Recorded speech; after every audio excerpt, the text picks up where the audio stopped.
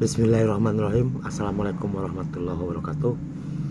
Pada malam hari ini, kalau bagi Muhammadiyah mungkin takbiran, kalau bagi yang lainnya itu masih melaksanakan sholat tarawih di masjidnya masing-masing. Pada kesempatan kali ini kita akan membahas masih tentang satu penyit bulan Ramadan, apa yang dilakukan seorang satu penyit ketika malam takbiran.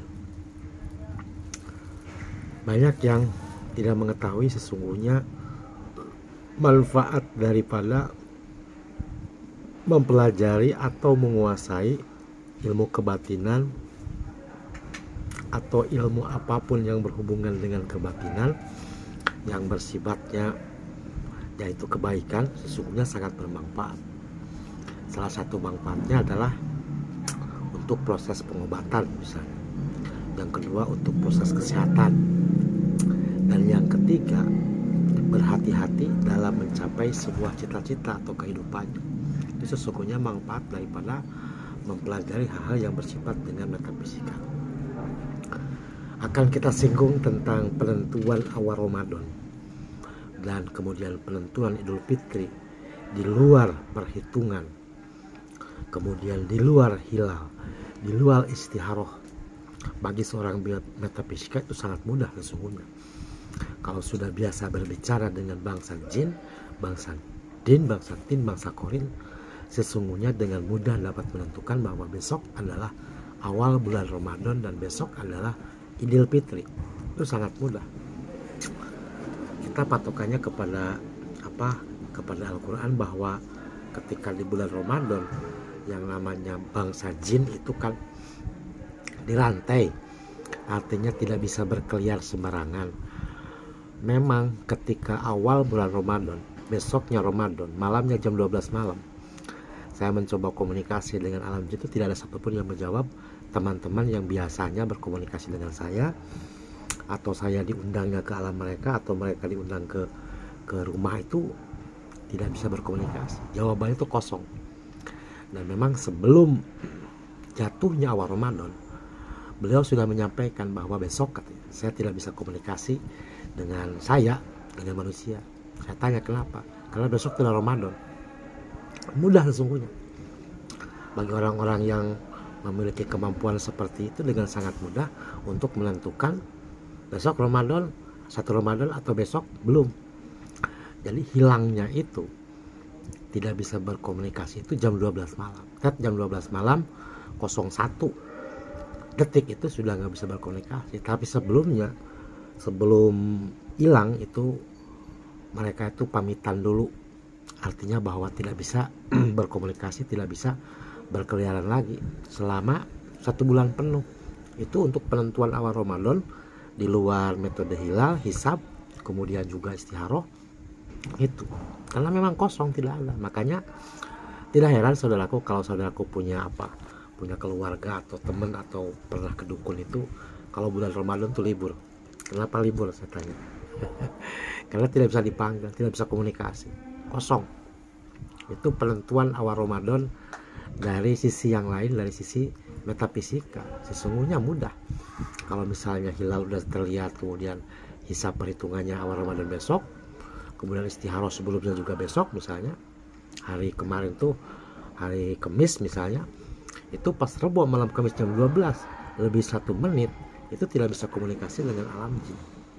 Alam tin, alam jin, alam korin bisa berkomunikasi. Kalau korin bisa, beda lagi. Kalau korin itu, kalau sudah dijelaskan itu sebelumnya, itu bisa berkomunikasi. Di tahun kemarin bisa, tahun sekarang awal-awal bisa, terakhir itu pamitan. Artinya bahwa seluruh korin di bangsa manusia akan tidak menyertainya lagi, kalimatnya seperti itu, karena memang di awal akhir zaman bagi bangsa manusia, bukan kiamat. Jadi awal akhir zaman manusia akan dimusnahkan oleh alam. Kurang lebih 32 tahun lagi, bisa berkurang itu mah. Kalau nambah sulit kayaknya 32. Nah, ketika besoknya hari raya Idul Fitri pun ketahuan. Ketika jam 12 malam 1 menit bisa berkomunikasi, maka besok dapat dipastikan itu adalah Idul Fitri. Jadi selama 30 hari atau 29 hari ketika jam 12 malamnya bisa berkomunikasi, ya udah besok itu ya 100% lah dapat dipastikan besok hari raya Idul Fitri. Seperti itu kalau penentuan untuk awal Ramadan atau hari raya Idul Fitri bagi seorang biometrofisikal, selain dengan metode hilal dan hisab, juga istilah kepada Allah, juga dengan metode itu sangat ketahuan sekali. Di pas jam 12 itu tidak ada satupun yang bisa komunikasi. Jadi seperti di alamnya pun tertutup kabut hitam. Untuk kelasnya saya sendiri tidak bisa masuk ke alam jin ketika bulan Ramadan, tidak bisa. Alam jin, alam jin, alam tin, alam korin pun tertentu. Seperti di kuburan-kuburan itu kadang-kadang tidak ada. Memang fenomena di hari zaman ini sungguh sangat mengerikan. Nah, ketika korin tidak ada dalam tubuh kita, maka kita akan mengalami yang namanya blank dalam otak itu sesaat. Makanya tidak heran kalau nanti ke depan itu banyak sekali kecelakaan yang tidak lebih sering daripada sebelumnya. Itu karena korin tidak mendampingi setiap umat manusia di muka bumi, itu tidak. Nah, jadi kalau seseorang menentukan bahwa besok Idul Fitri gitu, saya sendiri dapat apakah nanti jam 12.01 bisa berkomunikasi dengan jin. Kalau bisa, besok itu dapat dipastikan itu hari raya Idul Fitri. Kalau sebelumnya kita melihat hilal ya sama-sama kuat kan, hisab sama-sama kuat, ru'yat sama-sama kuat istilahnya, baik hadisnya itu sama-sama kuat, kita sulit untuk menyatukan mereka. Dan ditambah lagi istikharah, bersujud kepada Allah, minta petunjuk. Nah, yang terakhir itu ketika itu selesai bulan puasa dan jam 12.01 biasanya teman-teman dari bangsa yang gaib itu kan datang ke rumah gitu, dalam ngobrol gitu. Biasanya di luar, dia nggak bisa masuk untuk ke dalam rumah. Dari jin manapun kadang-kadang datang untuk menyampaikan kabar atau berkomunikasi dengan saya sendiri, dan itu memang turunan dari leluhur saya. Saya tidak pernah mempelajari ilmu seperti itu, dan dari awal pun saya tidak mau untuk memegang sebuah sejarah Sunda Galuh karena berhubungan lagi dengan ilmu dan pembuktiannya. Jadi kalau kita memang terah atau pewaris sejarah, harus dibuktikan ilmunya Sunda Galuh seperti apa, harus dibuktikan itu. Apalagi kalau dia terah raja, wah itu harus dibuktikan. Salah satunya kan ilmunya yang tidak bisa ditiru oleh orang lain, nggak bisa ditiru oleh orang lain. Ada ilmu yang tidak bisa ditiru oleh orang lain, tidak bisa dipelajari, itu secara turun-temurun.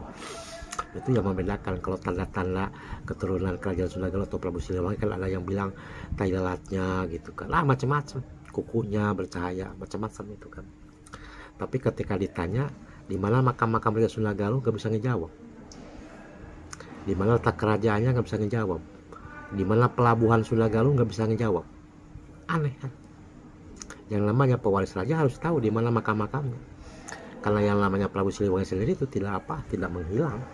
Ada jasadnya, ada kerangkanya, ada dikubur, ada catatannya, ada keturunannya, ada ilmunya, ada. Jadi bukan seperti teman-teman yang selama ini diyakini bahwa Prabu Siliwangi itu moksa. Itu bohong, itu impossible, itu nggak mungkin. Namanya manusia moksa itu nggak mungkin. Nggak mungkinnya karena memang sejak kecil makamnya dirawat oleh keluarga. Makam-makam Prabu Siliwangi, Raja Sunda Galuh, dirawat oleh keluarga. Yang terbuka sesungguhnya untuk umum itu raja pertama kerajaan Sunda Galuh, yaitu Sang Hyang Sagala Anaka. Sejak lama dibuka, tetapi namanya itu ditutupi, nggak boleh dibuka karena yang kuat untuk membuka. Baru kemarin saya di tahun 2019 baru dibuka. Itu Sang Hyang Sagala Anaka beserta istri pertamanya itu di keramat dari luhur lah, saudaraku, yang menurunkan para kiai, para ulama, para pendekar di Banten. Di Garut juga ada, tapi lebih banyak di Banten.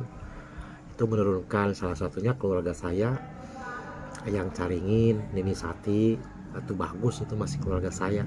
Dari jalur nenek saya gitu. Makamnya di luhur. Nah, kalau saudaraku mengaku keturunan Prabu Siliwangi, Raden, ali-alinya banyak, makam Prabu Siliwangi nggak tahu ya, mencurigakan saya. Apalagi ilmunya nggak sehebat yang diperkirakan. Karena ilmu Prabu Siliwangi itu bukan kesaktian, sesungguhnya kesabaran. Dari buah kesabaran itu akan timbul sesuatu hal yang di luar nalar. Nah, seperti itu teman-temanku semuanya. Jadi sesungguhnya ketika malam takbiran, apa sih yang dilakukan oleh satu pengingat selain dia berzikir, selain dia takbiran di masjid atau di rumah, atau dia ikut membantu masak istrinya gitu, kalau dia sudah punya istri, atau mungkin mencari baju barangkali bersama anak dan istrinya, kan seperti itu. Nah, nanti di akhir cerita ini akan saya sampaikan. Nah, jadi ketika itu bahwa seseorang mempunyai kemampuan metafisika atau biometafisika atau apapun yang berhubungan dengan alam gaib, maka dapat diterapkan dalam kehidupan sehari-hari. Salah satu jadi perdebatan hebat, kan? Makin lama akan meruncing dan makin lama akan terjadi adalah perbedaan baik awal Ramadan maupun Idul Fitri. Itu udah sejak lama saya sendiri sampaikan, karena perhitungannya itu dari hilal dan hisab, walaupun itu sama-sama kuat akan terjadi perbedaan. Dan nanti yang sangat mengerikan saudaraku, akan terjadi selama 1 tahun baik tahun Hijriah maupun tahun Masehi, terjadi puasa selama 2 kali dan lebaran pun 2 kali dalam 1 tahun akan terjadi. Sebelum manusia dimusnahkan akan terjadi. Makanya seseorang yang mempunyai kemampuan metafisika dapat dimanfaatkan untuk keperluan yang memang sifatnya itu di luar nalar. Yang sekarang yang menentukan 1 Ramadan itu adalah pemerintah lewat hilal. Pemerintah belum pernah mungkin lewat hisab, hilal, selalu hilal. Udah lama saya pikir hilal ya, udah lama. Pada saat-saat sebelumnya memang sama, antara hilal hisab itu bulan Ramadannya sama, Idul Fitrinya sama, gak ada perbedaan. Tapi ketika kesininya itu ada perbedaan. Itu karena memang ya namanya juga kan manusia kan tetap aja ada kekurangan kan. Lalu kalau salah perbedaan dalam salah penentuan hari, apakah berdosa? Saya tanya. Semuanya kan untuk kebaikan. Kalau misalnya ada yang awal Ramadannya hari Selasa, ada yang awal hari Rabu, kan tergantung mereka bagaimana menentukan. Berbeda dengan sholat kan. Kalau sholat kan berdasarkan waktu, tepat waktu, jam awalnya ditentukan oleh waktu, walaupun dalam Al-Quran tidak ditentukan oleh waktu, tetapi oleh matahari, kan seperti itu. Nah, mudah sesungguhnya untuk mengecek bahwa besok Idul Fitri apa enggak di hari Jumat, karena saya jam 12 belum tidur. Kalau nanti jam 12 lebih 1 menit bangsa jin itu berkeliaran, kemudian ada yang bertamu ke sini ngobrol saya, udah pasti besok Idul Fitri.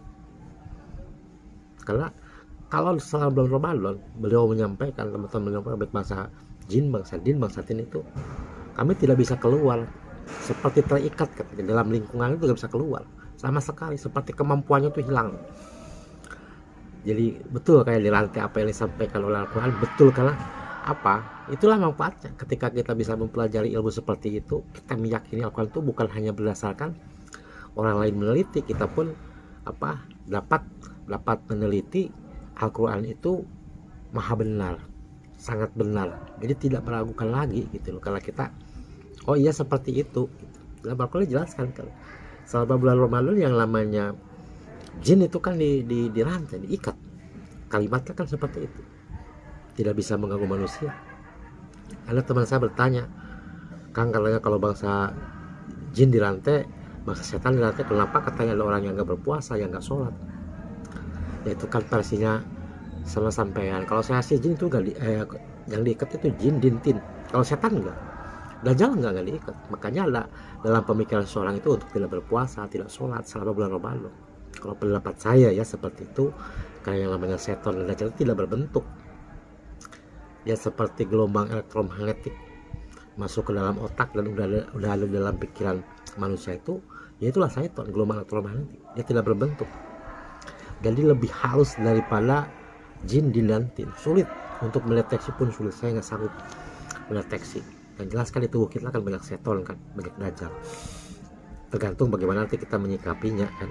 Makanya kata leluhur, berzikirlah kepada Allah tanpa henti, karena ini di akhir zaman. Jadi hati-hati ketika Korea sudah tidak ada, hati-hati karena pikiran akan blank, kecelakaan di mana-mana, sakit banyak, sulit disembuhkan. Itu fenomena itu sudah terjadi sebelumnya, sebelum 2023. Di tahun 2019 sama, ketika awal Ramadan sama dengan apa yang disampaikan pemerintah. Sebelumnya itu jam 12 malam itu tidak bisa berkomunikasi, teman-teman nggak bisa. Di bangsa jin itu nggak bisa komunikasi. Yakin besoknya bulan puasa apa yang disampaikan pemerintah sama Muhammadiyah sama. Makanya saya besoknya langsung puasa, tidak ragu lagi gitu. Memang betul kalau salah satu tandanya kan bangsa jin tidak bisa berkomunikasi. Sesungguhnya pakai logika kan sangat mudah kan untuk menentukan, tapi kan nggak mungkin jam 12 malam diumumkan gitu ya, besoknya kan repot, nanti besoknya puasa, wah repot, di orang banyak yang nggak tahu kan. Makanya kan hilal dan hisab dipakai, kita sama-sama lah. Artinya kan kalau hal yang berhubungan dengan agama kan tidak ada kekurangan kan, kekurangan kan manusia kan, seperti itu. Jangan jadi perdebatan, mestinya diyakini. Kalau memang kita mau lebaran hari Jumat, ya ngapain kita ngerecokin apa bertengkar atau bersaling sikut atau bersaling berargumen. Saya pikir buat apa, kita kan hubungannya dengan Allah bukan dengan manusia, bukan pula dengan alam. Dengan Allah kita hubungannya, ibadah itu dengan Allah. Tiada yang bisa menghalangi ketika seseorang ingin beribadah kepada Allah. Nah, seperti apa yang disampaikan oleh leluhur pada saat itu milik kenyataan. Setiap yang disampaikan milik kenyataan, hanya waktunya saya tidak tahu, tapi menjadi kenyataan dalam kehidupan sehari-hari. Seperti saya sampaikan dulu kan, leluhur bilang nanti banyak para presiden atau raja yang akan jatuh lah kalimatnya. Ada beberapa negara, Perdana Menteri mengundurkan diri kan, presiden mengundurkan diri kan. Kemarin di Sudan kan. Nanti akan ramai 58 kalau tidak salah. Saya disampaikan baru beberapa aja kan yang presidennya itu turun gitu kan. Kalau Indonesia Allah bisa apa, tergantung kan gimana kebijakannya kan, seperti itu. Nah saudaraku, apa yang dilakukan seorang Syafruddin Ningit di malam takbiran selain beliau bertakbir di masjid, kemudian membantu istrinya masak, atau mungkin dengan anak-anaknya membeli baju atau pakaian kan, yang tidak pernah dilaksanakan oleh kita, yaitu satu, Syafruddin Ningit pada saat takbiran sampai subuh beliau menyempatkan diri ziarah ke makam leluhurnya. Apa manfaatnya, syafaatnya? Karena besoknya katanya gitu kan, leluhurnya itu kembali, tidak istirahat, kembali lagi. Apakah nanti di alam kuburnya disiksa atau dibahagiakan? Selama bulan Ramadan kan istirahat. Makanya sangat penting bagi satu peningit sebelum jam 12 biasanya ke Patileman keluarganya untuk mendoakan di sana. Kemudian dari Patileman yang satu ke Patileman yang lain sampai jam 12. Baru jam 12 pulang, kemudian ke masjid untuk apa? Untuk takbiran lagi sampai subuh kalau tidak salah. Sesekali tapi sampai subuh. Pulang ke rumah untuk melanjutkan apa kegiatan untuk persiapan besok sholat Idul Fitri. Nah saudaraku, jadi itulah salah satunya kegiatan yang dilakukan oleh seorang satu peningit di malam takbiran. Ya kalau kita kan malam takbiran ke kuburan disangka orang kan ini mau nyari nomor apa mau apain gitu kan, aneh. kalau aneh lah gitu. Jadi hal-hal yang ya juga ya gitu, kalau dipikir-pikir kan pantes lah kalau seorang satu peningit itu orangnya sabar, lulus kan, tidak punya rasa sakit hati, dendam terhadap manusia, tapi sesungguhnya sangat mengerikan. Nah itu nanti akan kita bicarakan di YouTube akan datang. Sesungguhnya satu itu sangat mengerikan, saudaraku. Itu nantilah di YouTube. Bulan habis ini kita angkat. Nah saudaraku, di hari raya yang Fitri ini besok yang Muhammadiyah, besoknya lagi bersama-sama dari channelnya Maulana Rahman. Selamat Hari Raya Idul Fitri 1440 Hijriah. Mohon maaf lahir batin, baik yang beragama Islam maupun yang non Muslim, baik yang di Indonesia maupun di negara lain, termasuk di Darussalam, di Kuala Lumpur, di Penang, teman-teman saya yang pernah ketemu berapa kali, kemudian juga di Piat dan di beberapa negara. Mudah-mudahan semuanya mendapatkan berkah dari Allah Subhanahu wa Ta'ala. Terima kasih. Wassalamualaikum warahmatullahi wabarakatuh.